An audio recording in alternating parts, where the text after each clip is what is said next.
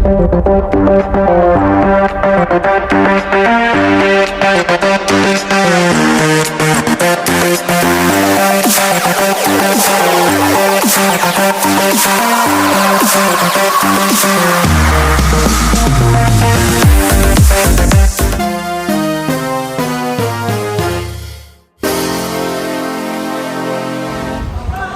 up mga kaimidyans? Welcome sa aming vlog na pinamagatang Life Hacks for Students. I am Carlos Miranda. I am Leon Jason Yan. I am David Joshua P. Santiago. And I am Adol Lloyd P. Sangkap. And this is Kaimidyans Vlog!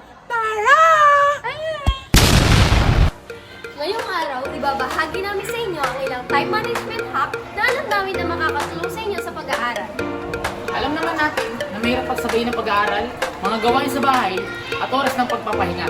Pero don't worry mga kaimidyans, may mga simpleng paraan para maging organized, focus at produktibo ang mga estudyante. Kaya kung gusto mong matutong mag-manage ng oras at iwas cramming, siguro din mong mapanood mo tong video na to hanggang dulo. Hack number 1, the 2 minutes rule. Ang unang hack natin ay tinatawag na 2 minutes rule. Simple lang ito. Kung may isang bagay ka na kaya mo matapos sa loob ng 2 minuto, gawin mo na agad. Halimbawa, kung natapos mo na gawin ang isang activity na ginawa mo, ligpitin mo na agad para may oras ka pa para sa ibang bagay. Example, pagkatapos kong ginawa ang aking activity, niligpit ko kaagad ito at aayusin agad sa loob ng 2 minuto. Hindi mo na kailangang balikan mamaya pa, kaya mas maayos ang workspace mo bago ka mag-aral. Hack number 2, gumamit ng weekly planner o to-do list. Ang pangalawang hack ay paggamit ng weekly planner o to-do list. Number 2, participate actively. Number 3, take down notes. Number 4, submit assignments. Number 5, help my classmate. Number 6, review lesson. And last, maintain a positive attitude. Sa ganitong paraan, hindi ka na magkapanik sa deadlines dahil nakaplano na ang lahat. Hack number 3, Pomodoro Technique.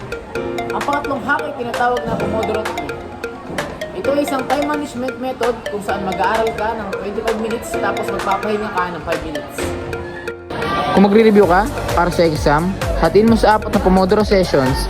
Pagkatapos ng bawat session, stretch mo muna o uminom ng tubig. Masariwa ang utak mo at mas madali mong matatandaan ang mga lessons. Ang tawag sa bawat 25 minutes, study session ay Pomodoro. Pagkatapos ng 4 na Pomodoros, magpahinga ka naman ng mas mahaba. Mga 15 minutes hanggang 30 minutes. Ang teknik na ito ay epektibo dahil tinutulungan kang manatiling focus habang nag-aaral.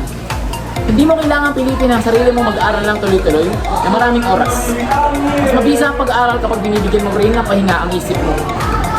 Kapag oras ng pag-aaral, iwasan muna ang social media o cellphone. Alam natin lahat kapag isang scroll na sa TikTok ay nagiging 2 oras na pala. Kaya magandang gamitin ang focus mode mo sa phone mo o ilagay sa bulsa mo. Sa ganitong paraan, mas mabilis ka matatapos at makapagpahinga ng maaga. Tip: gawing reward system kapag natapos mo ang isang subject o task. Doon mo lang buksan ang phone mo. Mas fulfilling at guilt-free ang scroll time mo. Bonus hack, magpahinga at maglaan ng me time. Siyempre, hindi pwedeng puro aral lang. Kailangan mo rin magpahinga at maglaan ng oras para sa sarili. Ang maayos na time management ay hindi lamang tungkol sa dami na natapos, kundi sa balanseng pamumuhay. Kapag nagpapahinga ka, mas magiging kalmado at creative ang isip mo. Tama! Kapag masaya at maayos ang isip mo, mas madali kang nakakagawa, nakakapag-focus at mag-e-enjoy sa pag-aaral. Remember, you can pour from an empty cup, alagaan mo rin ang iyong sarili. Ang time management ay hindi lang tungkol sa pagiging busy, kundi tungkol ito sa pagiging productive at balance. Kung alam mo gamitin ng tama ang iyong oras, mas mapapadali ang buhay mo bilang isang estudyante.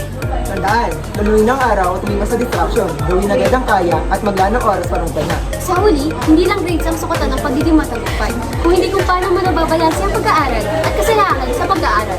Sana ay nakatulong sa inyo ang mga life hacks na ito para mas maging maganda at masaya ang oras nyo bilang mga estudyante. Maraming salamat sa panonood! Huwag kalimutang i-like, i-share, at i-subscribe ang